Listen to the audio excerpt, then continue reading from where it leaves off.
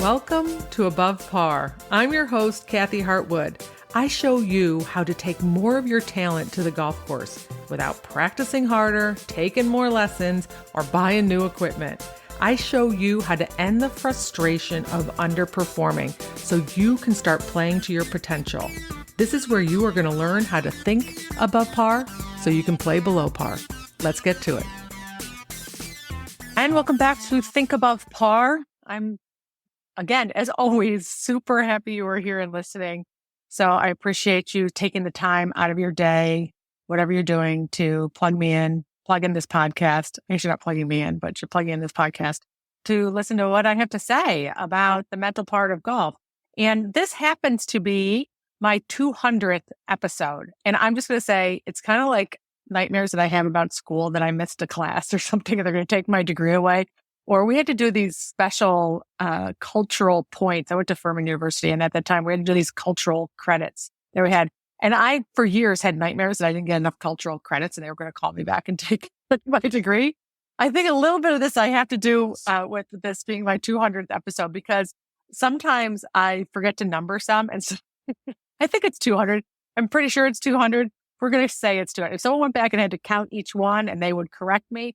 But as far as I'm labeling them, this is my 200th episode. It's just amazing to me that I have done 200 podcasts. I'm going to tell you, when I first started this, the encouragement that I had was to come up with 25 topics before you decide you're going to, start a podcast. So I sat down with pen and paper. I came up with 25 topics. And one of the things that I was concerned about was that I was actually going to be able to keep producing topics that you would find value in, that you would listen to. And 200 podcasts later, I get so much information. My brain has evolved and expanded, and I hear things differently, and I see things, and my clients give me so much content as well, whether that's in a coaching call or whether that's in the membership, or whether it's even just playing golf with people. I just see different places and different topics that I hadn't thought about before. So I appreciate all my clients. They often know I'm in a call and I'll sit there and go, oh, that's a podcast idea that I just had. Or in some of the membership calls, and I talk about how this is a podcast that I have coming up, and I want to discuss it with them and see what they think and have their input before I actually record it. So I'm really appreciative to all those people who help support me in the topics. And sometimes you all send me some notes and some messages and some emails with some podcast ideas. So keep them going. I want to go and do another 200 more, I think, podcasts for you to just help you manage your mind around the game of golf and life. And what I wanted to do on this 200th episode for you, which is getting released the day before Thanksgiving here in the United States. So I was thinking, maybe not a lot of people will be listening to podcasts about golf the day before Thanksgiving. So you might be listening to this later, which is awesome. But I wanted to discuss, or share with you rather, 10 ways that managing your mind, working on the mental part of golf, learning how to master your golf brain can actually shift and impact your life in a positive way. And hopefully this will give you incentive to put in the work. And when I say put in the work, it's just to be more cognizant of what you're doing, more self-aware, putting in a little bit more effort, being more intentional, caring maybe a little bit more, knowing that you actually have agency and control over this, and that it's not as hard as you think it is. And that if you can see the upside to actually working on the mental part of golf, working on that not only for the benefit of your golf game, but also for your life and how it's going to impact everything, then hopefully some of you might be inspired this season, this year, next year, to really dive in a little bit deeper. Maybe listen to the podcast again, maybe get involved in some of the programs that I offer, get some coaching. I hope that inspires you, because the impact that working on the mental part of golf can have on your day-to-day life is huge. And I see this day in and day out with my clients. I see it day in and day out with myself. This is why I started this podcast to begin with. It's one of those things that I struggled with my whole life since I've been playing golf. I was born with a golf tee in my mouth for the most part. That had to hurt, for my mom, but I was born with a golf club in my hand. Let's put it that way. It sounds better because I grew up in a golf family, and I just lived at a golf course from a very early age just to hang out with my dad. So golf has been a part of my life since the beginning, and it still is. And I know the impact that it has had on me by not being able to manage my mind around a game, and how it's affected my results and how I felt about myself. And so the shift was really something I looked for my whole life. for playing golf. I would have just changed so much had I known these tools earlier. And so that's why I'm incentivized to share it with you and encourage you to actually put in the work. Okay, so let me share with you 10 ways that your life is positively impacted by working on the mental part of golf. So working on mental golf, you will learn, or at least you'll learn through what I coach you on, what my theory is about it, the way that I teach it, my methodology, if you want to call it. I don't think it's a methodology, but it's just the way that I approach the mental part of golf. I think I do it a little bit differently than most mental coaches. I'm a little more big picture when it comes to working on this part of your game. The first thing is that you decide what you get to think anywhere. On the golf course, I show you how to think before you hit a golf shot so that it's going to impact your results in a positive way and your emotions in a positive way. I also help show you how to think after a shot. When you hit a crappy shot, you get to decide, learning how that you get to decide whatever the heck you think at any given moment of time. You take that out into your day-to-day life. That's really going to impact and change your life versus feeling like you're at the effect of a lot of the thoughts that go through our brain and circumstances. So you are the creator of your thoughts and you get to take that anywhere. The second thing is emotional management.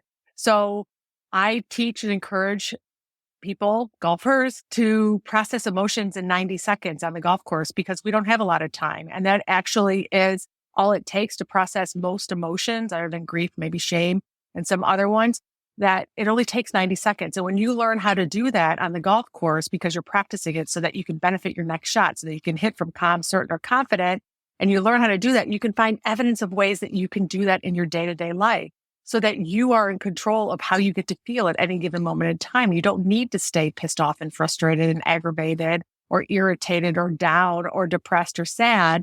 You get to shift to something that's going to serve you better. And you realize that it only takes 90 seconds to shift an emotion.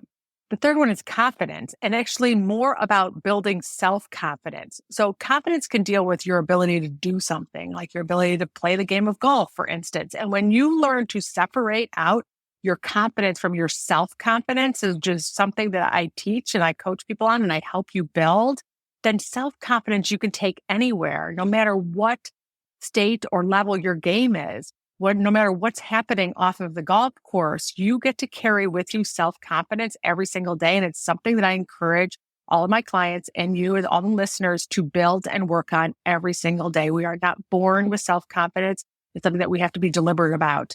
And there's processes to do that, building your self-confidence and separating it out from the confidence you might have in hitting a bunker shot that day, or your putting or your green reading skills.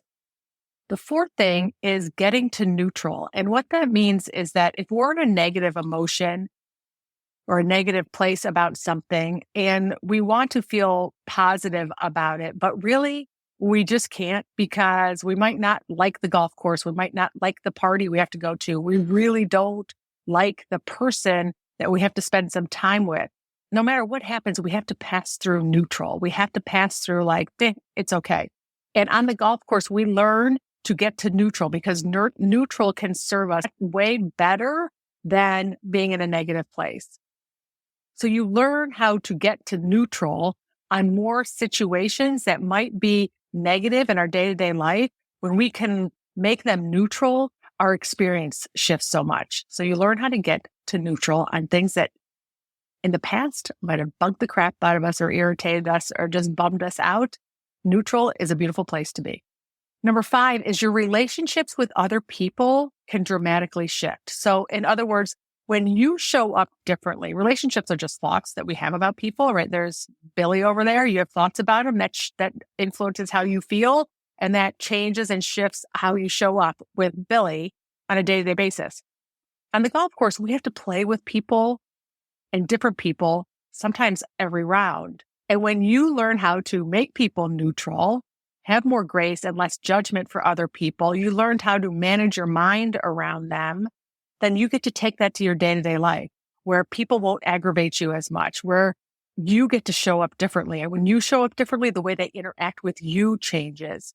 So as people work on the mental part of their game and they shift the way that they think, not only about their situations, and they get to decide what their thoughts are, they get to manage their emotions, they show up differently in their world. And when you show up differently in your world, you change your relationship with other people, especially those closest to you. You end up getting closer to them. those relationships can shift in a positive way. And that is a beautiful thing. Number 6 is just your ability to focus and be present in your day-to-day life can greatly be impacted because you learn how to focus and be present on the golf course. And it really is initiated from an emotion, right? There are certain emotions that we just can't focus and we can't be present. But on the golf course, it's so important to get back to being calm, certain, and confident. And when we're in that place, we learn to focus and be more present and use the front part of our brain, right? And when you learn how to do that skill on the golf course, then you enjoy those day-to-day activities and be present with your people and what you're doing off of the golf course as well. Number 7 is about creating more certainty in uncertainty, because on the golf course, there's so many things that we're not certain about. I mean, we don't control much on the golf course, right? You don't control the weather, you don't control the conditions, the pairing, the course maybe that you're playing, pace of play, the lie, the bounce, the luck that you have. There's so many things that are out of our control. And on the golf course, when we have things out of our control or that we're not certain about, that can create a lot of anxiety and a lack of safety for us. And that's why golf can create a lot of fear and anxiety for people, is because there's so many things that we can't control, that we're not certain about.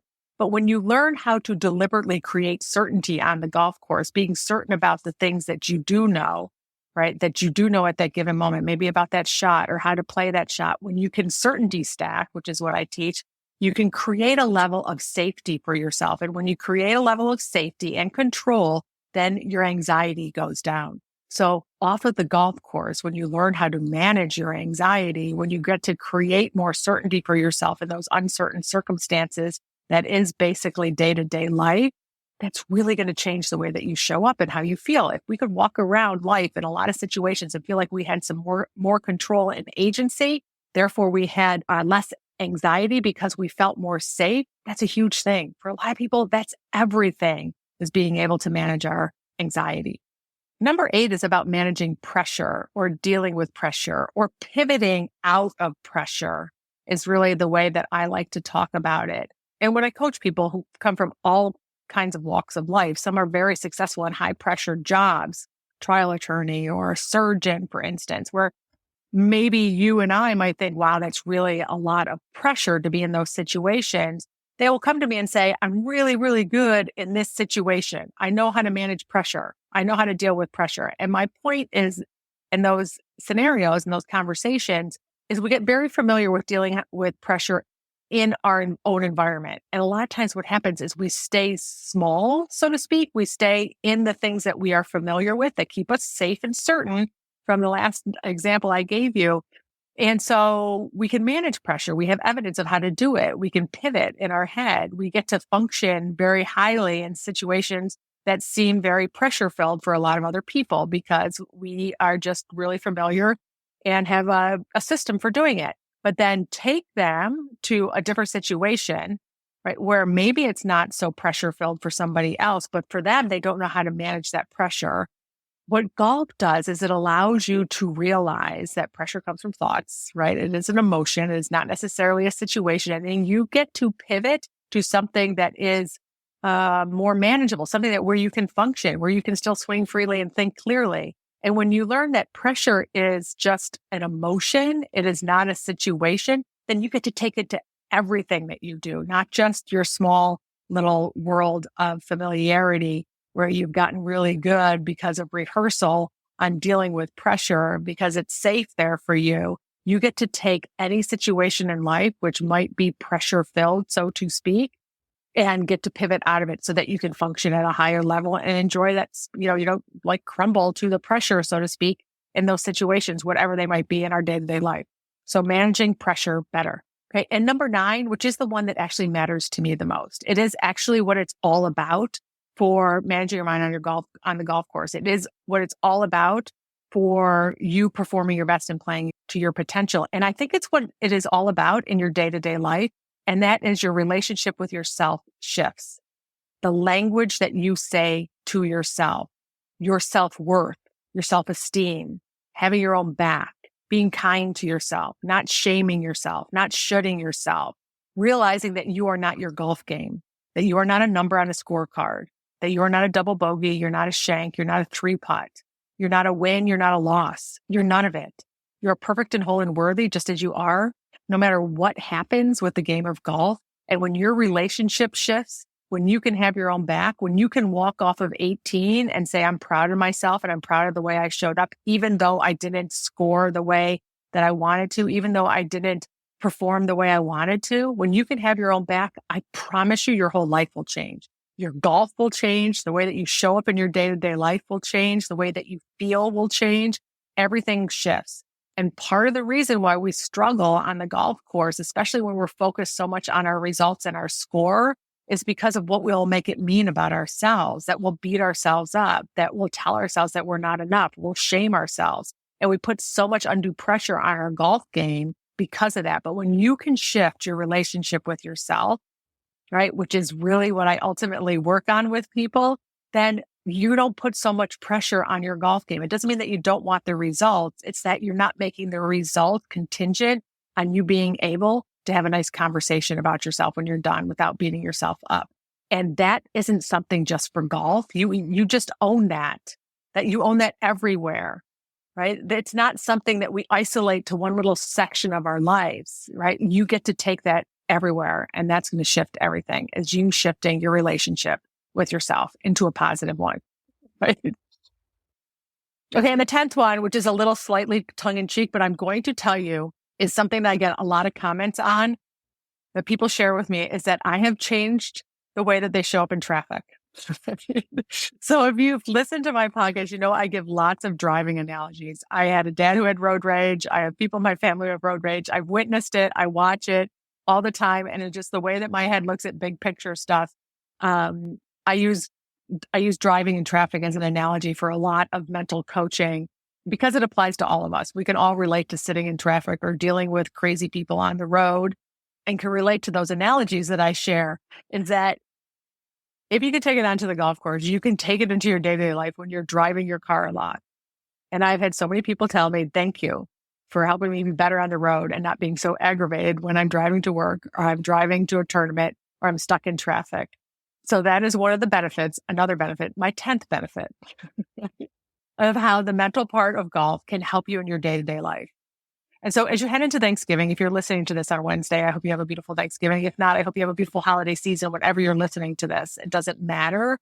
I encourage you to work on the mental part of your game because it isn't going to only impact golf, which might seem trivial to some people. Like, it's just golf. Like, why does it matter? It matters.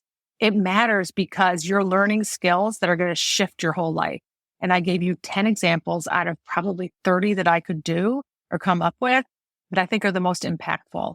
And I hope when you start seeing evidence of how it really is going to be a benefit to you everywhere, I hope you put in the work, not just for your golf game, but for yourself and the people in your life. So there's my list, 10 ways that mental golf can positively impact your life. All right, my friends, have a beautiful Thanksgiving if you're listening to this live. And if not, wherever you're going, I hope you drive safely. No road rage. I'll talk to you next week. Bye.